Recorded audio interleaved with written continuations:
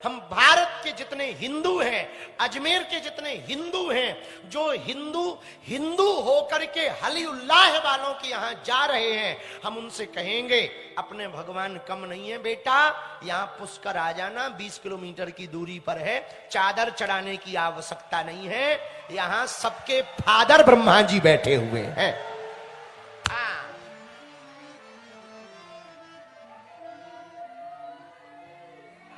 ब्रह्मा जी को क्या कहते हैं? जगत पिता। क्या कहते हैं? जगत पिता। और पिता को अंग्रेजी में क्या कहते हैं? समझ जा।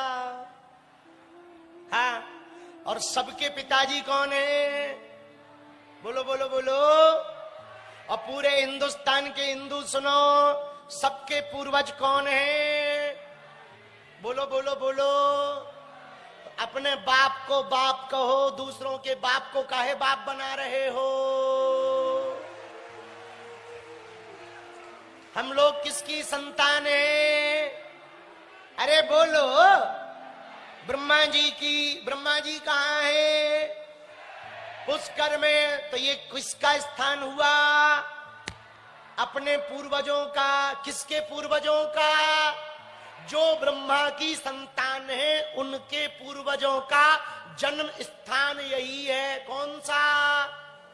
तो हम लोगों के पूर्वज कौन हुए? किसी और मजहब में जन्म हुआ होता तो बिना फोटो के पूजा कर रहे होते। हाँ, किसी और मजहब में जन्म हुआ होता ना। हमारा सनातन इसलिए महान है क्योंकि यहां शिव और शक्ति दोनों को पूजा जाता है। हमारा सनातन इसलिए महान है कि यहां के बालकों में कन्हैया का दर्शन करते हैं और बेटियों में दुर्गा का दर्शन करते हैं। हमारा सनातन इसलिए महान है कि हमारे सनातन धर्म में स्त्रियों को भोग्या नहीं पूज्या माना जाता है। यत्र नार्यस्तु पूज्यन्ते रमन्ते तत्र देवता। हमारे सनातन धर्म में माताओं को पीछे नहीं आगे रखा जाता। इसलिए हम लोग राम सीता नहीं कहते, सीता राम कहते हैं। ये हमारा सनातन है। हमारा सनातन कितना अद्भुत है। औरों के में तो पूरा शरीर बंद करना पड़ता, गर्मी में मर ही जाओ। हमारा सनातन बहुत अद्भुत है। मर्यादा के समय मर्यादा, और जब जरूरत पड़े तब मर्यादा को खोलकर मर्यादा को बचाने के लिए हाथ में तलवार लेकर के हमारी माताएं रणचंडी बन जाती हैं। हमारा सनातन अद्भुत है, अद्भुत है, दिव्य है। संपूर्ण पुष्कर, नागौर, अजमेर, इस क्षेत्र में जितने हिंदू रहते हैं, एक बात हम प्रार्थना करेंगे हाथ जोड़कर। हिंदुओं, आज तुम अपने धर्म पर गर्व नहीं करोगे तो वो दिन दूर नहीं है जब तुम्हारी संतानें सनातनी होने पर घृणा करेंगी और तुमको मानना छोड़ देंगी और पूर्वजों को नालियों में फेंक देंगी।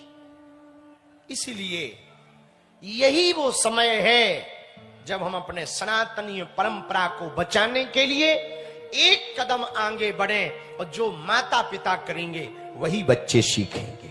जो हमारी निंदा करते, इनके कहने पे हम चुप तो आज हो जाएं, हमारा क्या जाता है। हम बढ़िया कथा करेंगे, दरबार लगाएंगे, किसी भी बारे में नहीं बोलेंगे, न हिंदुत्व के बारे में बोलेंगे, न धर्मांतरण के बारे में बोलेंगे, न घर वापसी कराएंगे, और हम चुप हो जाएंगे, हमारा क्या जाता। लेकिन बेटा, देश का भला नहीं होगा, देश लुट जाएगा।